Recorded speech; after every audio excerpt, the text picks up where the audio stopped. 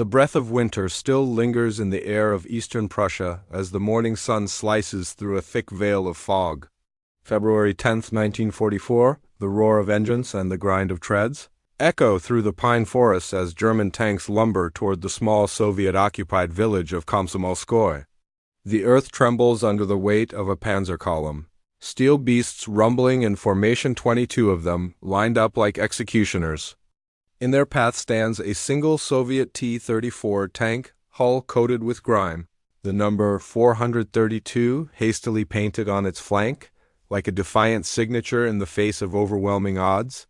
Inside the cramped metal belly, 4 men steel themselves for the inevitable confrontation. Nikolai ... "They're coming," whispers gunner Mikhail Sokolov, his fingers trembling over the targeting controls. Commander Dmitry Lavrinenko peers through the periscope, lips pressed in a tight line. His breath fogs the viewfinder slightly, then clears, revealing a deadly procession of German armor cresting the rise. The silence inside the tank is weighty, almost sacred. Not one of the crew speaks of retreat. They know the math. 1 against 22. It doesn't take a tactician to see how hopeless it looks. Yet Dmitry's voice cuts through the air like steel. "If we die today, we make sure they remember us. Start the engine. Rotate turret 45 degrees, Mikhail. Lock eyes on the lead Panzer." The diesel engine coughs to life. The sound vibrates through their bones. In the village, a few civilians glance nervously at the tree line, clutching coats, clutching each other. One elderly man mutters, "It's suicide," but stays rooted, watching the lone tank edge forward. The Germans don't seem alarmed at first. 1 T-34 isn't worth their immediate concern. The commander of the Panzer, the 4th Unit, Hauptmann Richter, surveys the land from atop his lead vehicle and laughs softly, dust settling on his shoulders like ash. "A lone Soviet trying to be a hero," he says, turning to his radio operator. "We'll crush them in minutes." Inside Tank 432, radio chatter is sparse. Tension coils tightly between the men. Loader Yuri Volkov grips a 76mm shell, sweat pooling in the creases of his palms. "Mikhail, when you're ready," he says quietly. Mikhail breathes once, twice. Target locked. The first shot screams from the barrel. It slams into the side armor of the lead Panzer IV, detonating in a thunderous bloom of fire and shrapnel. Smoke wraps around the column like a vengeful spirit. For a heartbeat, the forest holds its breath.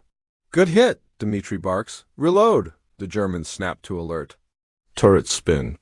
The commander's voice crackles over German frequencies, ordering a full counter-reso. But the terrain is uneven, swampy in patches, a nightmare for maneuvering. Tank 432 reverses quickly, treads churning the muddy earth, then dives into a low depression behind a ruined barn. The Soviets breathe heavily. Another shell loaded. "Let them think we've gone quiet," Dmitry whispers. The Germans advance, cautious now. Panzer after panzer rolls past the burning wreck, eyes scanning for movement. A second later, 432 bursts from cover like a beast unchained. Another shot, this time clipping the rear armor of a Panzer III, sending it reeling into a ditch. Smoke and fire envelop the battlefield. Hauptmann Richter grips the edge of his hatch. "This is no ordinary crew," he mutters, brow furrowed. They know what they're doing. Indeed, Dmitry's crew is a hardened team. Survivors of Kursk. Men who've spent more time inside tanks than under open sky. Every movement inside the cramped space feels rehearsed, instinctive. Yuri reloads before Mikhail even barks for the next shell. The loader's muscles ache, his uniform soaked, but his eyes remain fixed. Next target coming into view. Tank 432 darts behind cover again, a smoldering cart, a shell-ravaged cottage, a splintered fence. With every maneuver, it plays on German hesitation. The Soviet tank crew uses speed, terrain, and deception to peel back the enemy column like layers of rusted steel. One by one, German tanks falter. Flames lick the horizon. The snow is stained black. In the village, a young boy clutches his sister's hand, eyes wide. His father, a mechanic who once worked on tanks before the war tore everything apart, murmurs, "They're dancing like hunters and prey, but somehow they're winning." Mikhail lines up another shot. Panzer IV, flank exposed, firing. The shell screams from the barrel. The Panzer tries to rotate, but it's too late.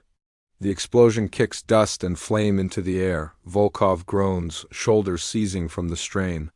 Dmitry turns. "You okay?" "Just give me something to shoot," Yuri snaps, forcing a smile. Hauptmann Richter, now outside his damaged vehicle, watches as more of his tanks are picked off. Rage coils in his throat. He orders 2 flanking teams to converge on the Soviet tank. "Surround them," he shouts. "And this!" Inside 432, the crew spots the maneuver. Dmitry tightens his jaw. "We'll let them surround us, then strike the lead." The tank lurches forward into the center of a clearing, exposed. German tanks form a semicircle, closing in. The Soviet tank spins quickly, like a turreted predator, and fires at the closest threat. A Panzer explodes, fragments slicing through air. Shells pound the earth around them. The crew is thrown against the walls, concussions rippling through the hull. Smoke creeps in from a scorched ventilation pipe. For a moment, Mikhail's sight goes blurry, but he steadies. "We're still alive," he whispers. One final German tank tries to charge a last gamble. Dmitry squints through the haze. Too far left, he's blind. Mikhail adjusts aim, breath slow, heart galloping, firing. The shell soars, cuts through smoke, and lands squarely on the Panzer's turret. The explosion is deafening. Flame billows upward in a twisting column. Richter drops to his knees, his forces decimated. Quiet falls over the battlefield. Smoke dances in slow spirals. The snow, once pure white, is now smeared with oil and ash. Tank 432 groans as its hatch creaks open. The crew clambers out, exhausted, their uniforms blackened, their faces dazed but proud. Dmitry surveys the destruction. 22 tanks, he mutters, almost unable to believe it himself. In the village, silence gives way to cheers. A woman clutches her child and whispers, "Heroes." The narrator's voice returns, low and reverent. In a war defined by numbers and strategies, sometimes courage outweighs calculation. On that day in Prussia, 4 men defied the impossible, not for glory, but for each other, for survival, and for those who watched in silent hope. And their story burns like a beacon in history. 1 tank, 22 enemies, and an undying will.